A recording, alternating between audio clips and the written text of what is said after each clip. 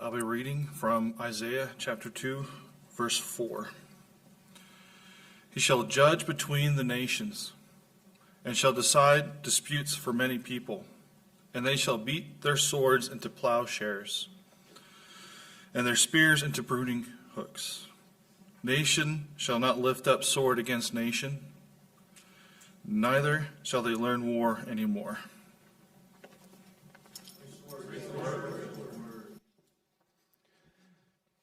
You saw the title up there just briefly, Protective Leadership. I'm excited to be here with just the guys for just a moment, because I think when I was given this assignment very specifically, it sent me down some pretty challenging rabbit holes, especially as we look at our culture today and the challenges that are presented. The reality is those challenges have been present ever since the fall of man, that we don't know a lot of times what to do with our masculinity. And I want to give us a framework this morning, and I want to challenge us in some different ways. And so what do we do with our masculinity? And I would like to propose to you that one of the better frameworks that we can talk through this with is in the idea of protection. And I want to flesh that out this morning a little bit with you. Where our culture and our society is right now is right about here. On the left-hand side of your screen, we see James Charles, and it's maybe laughable to some of us, but this is a very important social influencer right now who dresses very feminine, who acts pretty feminine. I don't know anything about his orientation or anything like that, but he gives makeup tutorials to guys. And we know that that's not a safe and sane place for us to go as Christian males. But on the other side of the spectrum, on the other side of the screen, there is Jason Momoa, who is your prototypical male at this moment, right?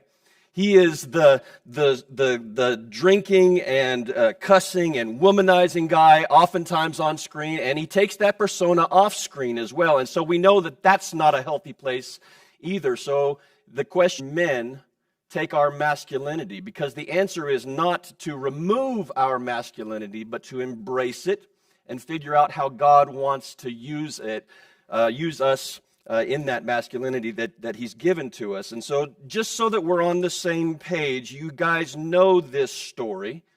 God has created.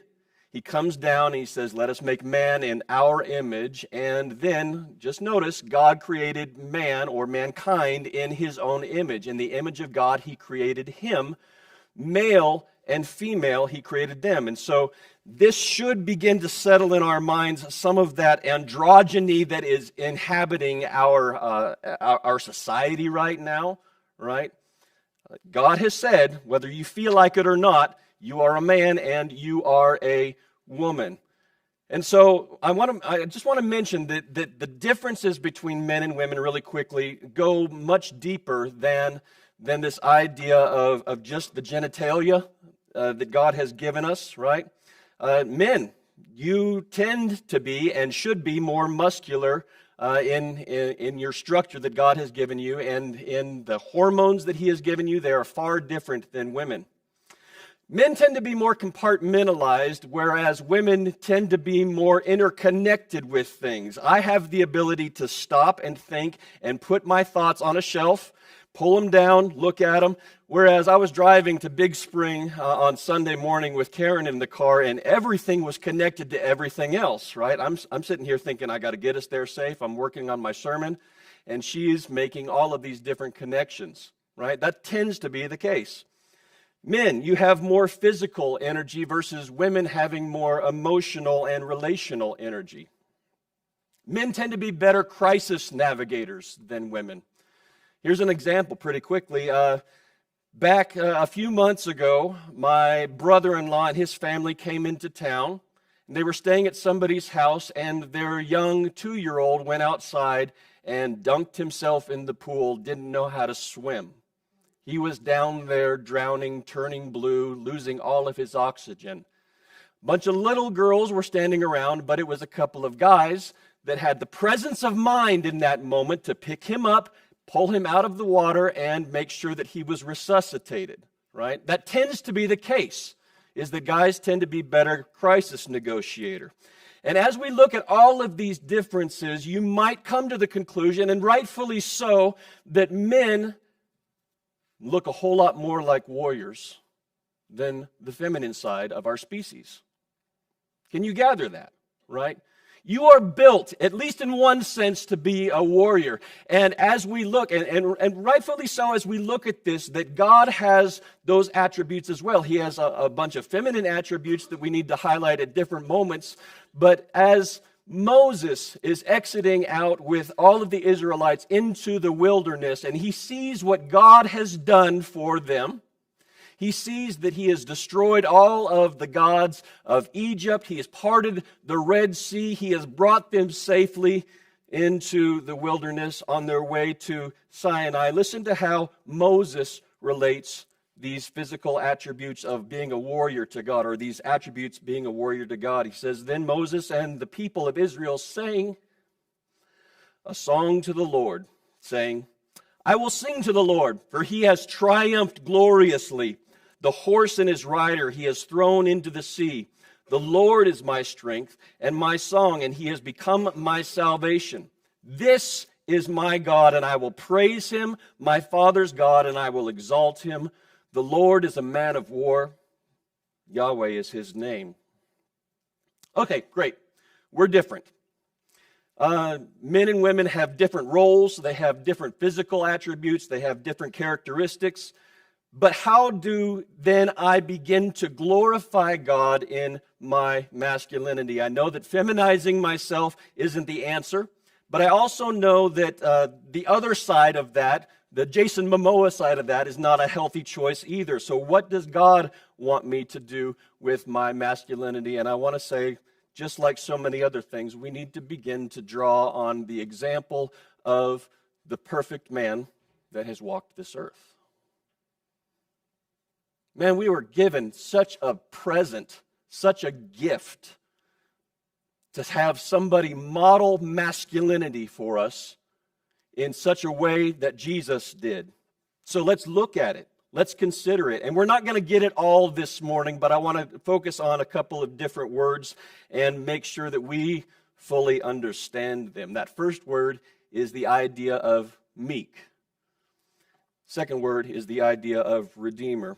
Just some scriptures that talk about Jesus being meek, and then we'll engage in that a little bit more. Matthew 11:29, he says, "Take my yoke upon you and learn from me, for I am meek and lowly in heart, and you will find rest for your souls." Jesus says he's meek. He's lowly in heart.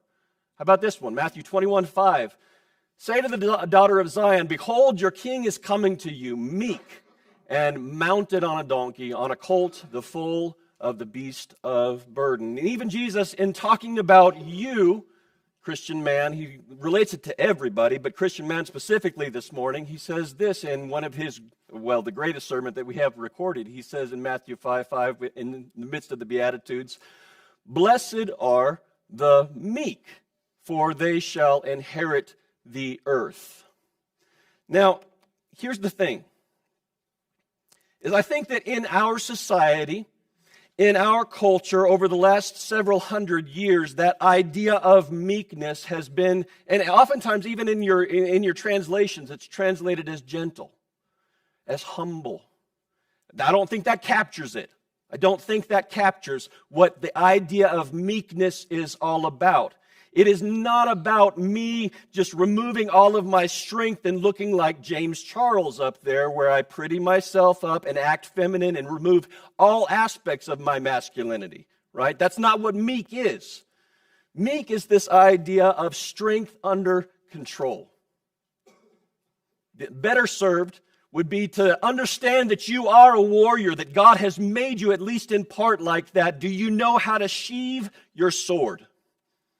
Do you know how to use it for protection rather than for destruction? Do you know how to do that? Do you challenge yourself on a daily basis to do that? Jesus did that all the time. All the time he did that. For the woman that's caught in adultery, who's going to cast the first stone? You who doesn't have a sin, you go ahead and do that. They leave. Picks her up, maybe dusts her off. Woman, where are your accusers? Right? He could have lambasted her, or he could have dealt with them in a much harsher way than he did, but he knew how to use the energy that God had given him to protect that woman in the right way. Go and sin no more. One of the best examples of Jesus and his meekness is the comparison between Jesus and Peter there in the Garden of Gethsemane. He's on his way to the cross. They have come and they're getting ready to arrest him. And Peter pulls out his sword and strikes Malchus, cuts off his ear. Do you remember what Jesus says in those moments? Put that thing away. Don't you know that those who live like this are going to die like that? Or don't you know that if I had called on it, or if I wanted to, I could call and God would send down legions of angels to deliver me from this moment?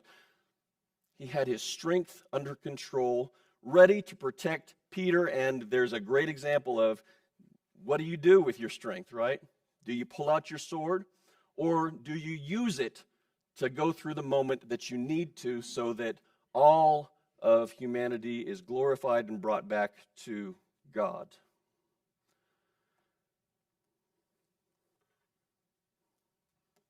Here's another one. We know this word. Redeemer. Hebrew word goel, right? We use it all of the time in Christendom, right?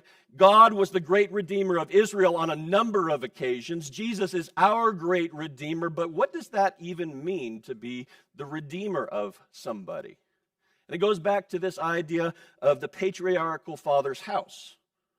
The idea is that the father has all of the wealth, he has all of the authority, he has all of the resources that are available to him, but he doesn't use it for power, he doesn't use it for gain, he uses it to protect those that are inside of his household, to make sure that they are not disenfranchised, to make sure that if anybody in my household becomes marginalized for any reason whatsoever, that I'm going to use those resources, to use that power, to use that wealth, to go out and bring them back into safety and security with my own. So if I'm the younger brother inside of an ancient Israelite household, and my father is beginning to get too old, and he decides that he's going to hand the blessing of the goel down onto the older son, I don't sit there and, he got something and I didn't. No, I cheer. I'm thankful that a newer and younger person can be now the goel of my household, because it means now the older brother is responsible for me and everybody else inside of this house. Number of times that you see this being exemplified in the Old Testament especially. Abraham and Lot. Abraham, Lot is taken away, he's stolen away, and it's like, man, all of the problems that we know that Lot is going to cause, and maybe even some of them that he has already caused for Abraham, you'd think to yourself, man, why don't you just let him go? Right? Why don't you just let him go? But no, Abraham uses all of his resources to chase after. And then he retrieves Lot. Right after that, God gives him a couple of different covenant promises. Ruth and Boaz. Ruth heads back to her homeland as a widow. She doesn't have anything.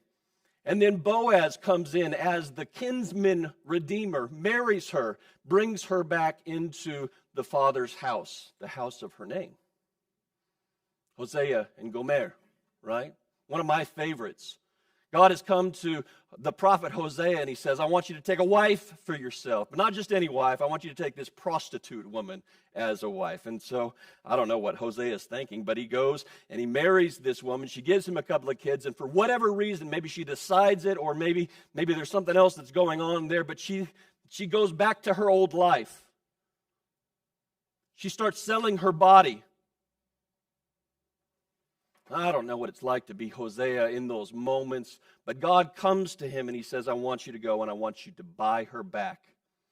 The idea is redeemer. Be the goel, Hosea. And he goes and he pays the price and takes Gomer back into his household to be his own again. Meekness. redeemer. Use your masculinity, but use it according to God, right? You are called. Did you know that? We place this on Jesus all of the time to be the redeemer of us, and rightfully so, but you're also called to be the redeemer. Don't you know that you have an inheritance that is shared with Jesus, and it's not for your own benefit. It's not for your own purposes that you hold on to all of the riches and all of the power and all of the glory of God. It is so that you can go out and you can seek and save the lost as well. And so I want to give you some actionable steps this morning as you begin to embrace your masculinity even more so than you may have already done.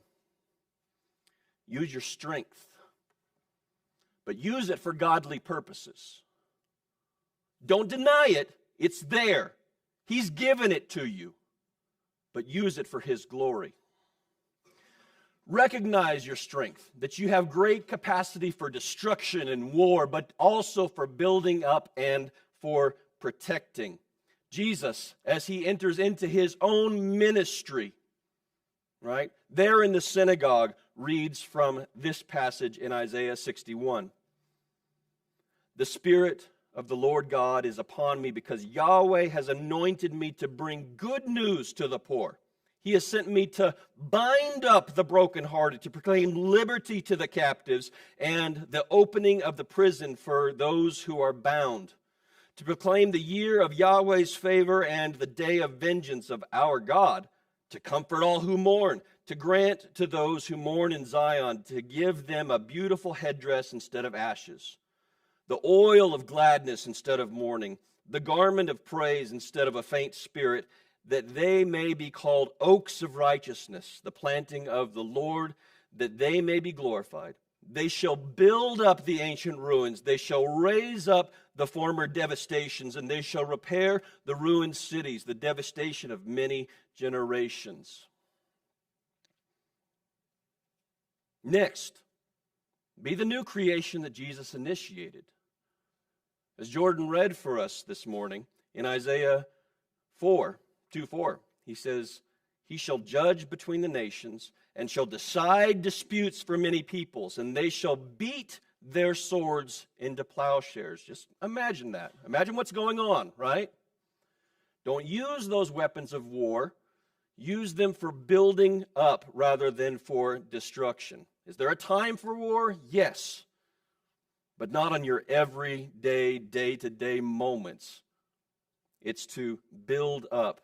Plowshares and their spears into pruning hooks. Nation shall not lift up a sword against nation, neither shall they learn war anymore. Embrace the new creation that God has made us into, and step into that moment of masculinity for the glory of God and for His purposes of building up rather than for tearing down. Recognize a power that is under the control of God and not self. When I think just of myself, that becomes masculinity out of control. When I put it into the hands of the Spirit of the living God who is living inside of me, just like you, Christian, He's using me. He's using that part of the masculinity that He has given to me for His own purposes rather than mine. And be the constant protector. Be the Goel. Be the persistent redeemer. Use your strength to protect your wife if you have one. Use your strength to protect your family. Your strength to protect the unity of the church. Use your strength to protect in all ways the household of faith. Use your strength to protect the disenfranchised. What does that look like on a day-to-day basis? Looks like this. I'm walking down the road with my family, and I walk in the street side of things, not because I'm a nice guy or I want to look good, but because I would rather face the danger rather than letting them face the danger of an oncoming vehicle, right? We used to call this chivalry. Yeah. looks like this. When you're in a group with other people and you're having a meal together, right? Especially if you're the host of that group, eat last because your sustenance is more important than my hunger. It looks like this. I open the door for other people when I know the situation that they're walking into. When I don't know the situation that they're walking into, I enter first and then hold the door for them, right? Because I want to make sure that it's safe. And yes, that's a little bit overblown. And yeah, I get it. It's not real comfortable in this day of feminism and ideas that are going on inside of our culture. But be different than our culture. Be different than what's going on around us. So use your strength to be more like Jesus, who, though he was in the form of God, did not count equality with God a thing to be grasped, but emptied himself, taking on the form of a servant, being born in the likeness of men, and being found in human form, he humbled himself by becoming obedient to the point of death, even death on a cross. Therefore, God has highly exalted him and bestowed on him the name that is above every name. Do not shy away from your masculinity. Men, not just gentlemen, meek men, embrace it and use it for godly purposes.